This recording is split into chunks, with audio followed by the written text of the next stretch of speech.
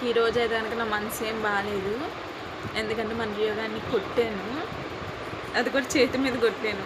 ఎందుకంటే వాడు ఈ ఫుడ్ పెట్టినప్పుడు ఏం చేస్తున్నాడంటే ఈ 2 ఫింగర్స్ గొంతుకులో కంట పెట్టేసి కక్కేస్తున్నాడు.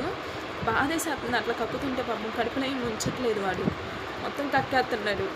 ఇంక అమ్మ ఏం చెప్పారంటే కొంచెం అట్లా చేతి మీద చిన్నగా కొట్టు, ఇంకోసారి అట్లా నోట్లో పెట్టుకోడు అని చెప్పేసి అంది. అంటే అది వాడికి ఒక ఏమంటారు గద్దింపు టైప్లో అనమాటను. ఇంక నేనైతే కనుక చేతి మీద కొట్టాను. ఇంక వాడైతే కనుక ఏడ్చాడు.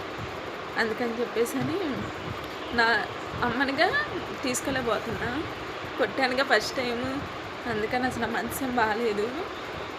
అన్నం కూడా తినబుద్ధి కావట్లేదు. ఇక్కడ ఉంది ఏపు మొత్తం. అనవసరంగా కొట్టానే అనిపించింది ఏడ్చేసరికి. కానీ వాడి మంచి కోసమే, ఎందుకంటే నెక్స్ట్ టైం అట్లా చేయడు కదా, కొంచెం అన్నం అనేది ఉంటుంది కదా కడుపులో అని చెప్పేసి అని మొత్తం కక్కేస్తున్నాడు. రియన్ చూపిస్తున్నాను దా రా రా.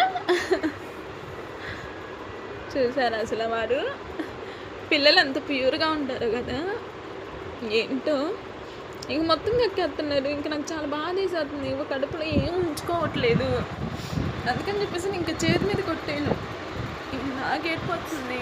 నాకు అసలు అన్నం కూడా తినబుద్ధి కావట్లేదు, తినను కూడా.